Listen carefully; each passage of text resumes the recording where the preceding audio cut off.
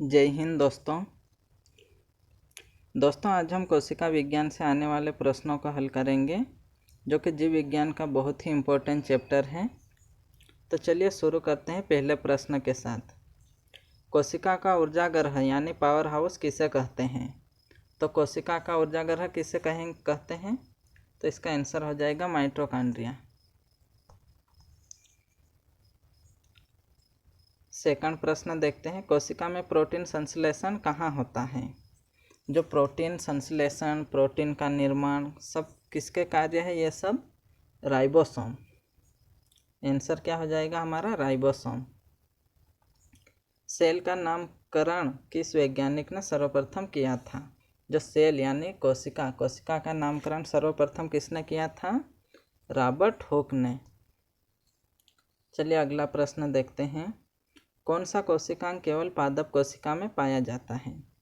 तो पादप कोशिका में कोशिका भित्ति केवल पादप कोशिका में पाई जाती है, जंतु कोशिका में नहीं पाई जाती है।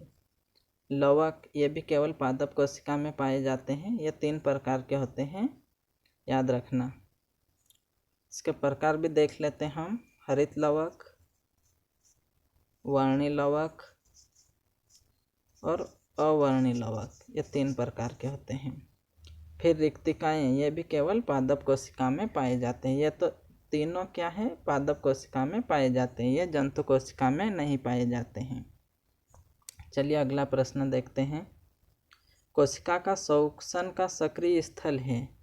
जो कोशिका में श्वसन होता है वो किसके द्वारा होता है? तो हमारी जो कोशिका होती है वो माइटोकॉन्ड्रिया द्वारा सांस लेती है।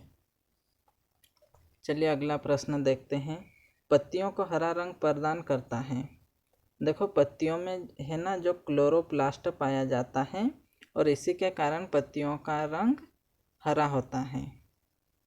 चलिए अगला प्रश्न देखते हैं, कोशिका की आत्महत्या की थैली कहलाता है। तो इसका आंसर हो जाएगा लाइसोसोम। लाइसोसोम को कोशिका की आत्महत्या की थैली कहते हैं। कोशिका का रसोई घर किसे कहा जाता है? रसोई घर यानी खाना बनाने वाला घर, जिसमें हम खाना बनाते हैं। तो इसका आंसर क्या हो जाएगा? क्लोरोप्लास्ट।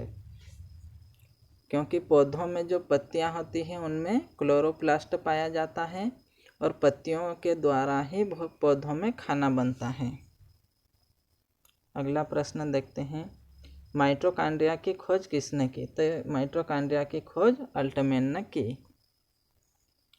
अगला प्रश्न देखते हैं, जीव द्रव्य शब्द का प्रयोग सर्वप्रथम किसने किया? देखिए दोस्तों, ये जीव द्रव्य है ना 2 प्रकार का होता है। कोशिका जीव द्रव्य ये कोशिका के अंदर होता है और कोशिका के अंदर जो केंद्रक होता है उसमें भी जीव द्रव्य पाया जाता है। तो इसको केंद्रक जीव द्रव्य कहेंगे और ये जो है इसको कोशिका जीव द्रव्य कहते हैं। और इसका नामकरण सर्वप्रथम किसने किया था? तो इसका आंसर हो जाएगा पुरकिंजे ने। चलिए अगला प्रश्न देखते हैं, सबसे छोटी कोशिका है। तो सबसे छोटी कोशिका, ओवरऑल सबसे छोटी कोशिका, तो ये हो जाएगी माइकोप्लाज्मा।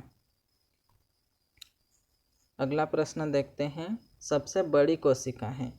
जो सबसे बड़ी कोशिका है वो शुतुरमुर्ग के अंडे की होती है। चलिए अगला प्रश्न देखते हैं, सबसे लंबी कोशिका है। सबसे लंबी कोशिका है तंत्रिका तंत्र की। ये जो तंत्रिका तंत्र की सबसे लंबी कोशिका है, इससे हमारा ब्रेन, जो ब्रेन होता है इसी सेल का बना होता है, याद रखना। ब्रेन जो हमारा है वो तंत्रिका सेल से बना होता है। अब मानव में सबसे छोटी कोशिका, वो ओवरऑल थी, अब मानव की बात हो गई। तो मानव में सबसे छोटी कोशिका होती है शुक्राणु की।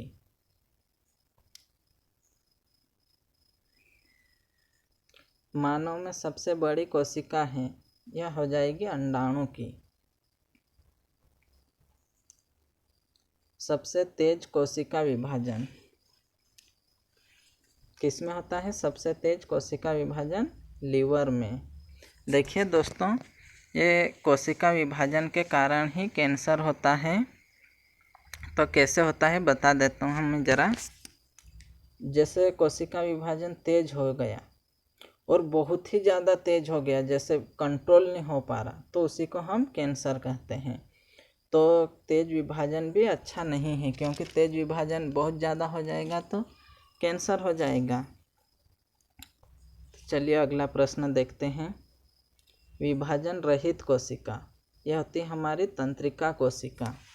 तंत्रिका कोशिका में अगर सेल मर जाती है तो दूसरी सेल का निर्माण नहीं होता है, और इसी सेल से हमारा ब्रेन बना रहता है। ब्रेन, तो ब्रेन में अगर चोट लग गई हमको तो वो जल्दी ठीक नहीं होगा, क्योंकि सेल का निर्माण डबल से नहीं होगा, क्योंकि वहाँ पर सेंट्रोसोम नहीं पाया जाता है। चलिए अगला प्रश्न देखते हैं। कोशिका सिद्धांत का प्रतिपादन किया, किसने किया? स्लाइडेन एवं स्वान ने। अगला प्रश्न देखते हैं। कोशिका केंद्रक की खोज किसने की? तो इसका आंसर हो जाएगा रॉबर्ट ब्राउन। ये जो कोशिका है इसमें यह केंद्रक होता है, इसकी खोज की रॉबर्ट ब्राउन ने। अगला प्रश्न देखते हैं। केंद्रक के बाहर डीएनए कहाँ मिलता है? देखो, जो डीएनए है वो सिर्फ केंद्रक में पाया जाता है, इतना याद रखना। और इसके अतिरिक्त माइटोकॉन्ड्रिया, ये जो माइटोकॉन्ड्रिया है इसमें भी पाया जाता है। और जो पौधों में हरित लवक और लवक इसमें पाया जाता है, वो भी थोड़ा थोड़ा पाया जाता है। मुख्य रूप से कहाँ पाया जाता है? केंद्रक में। तो चलिए दोस्तों, धन्यवाद। चैनल को सब्सक्राइब जरूर करें।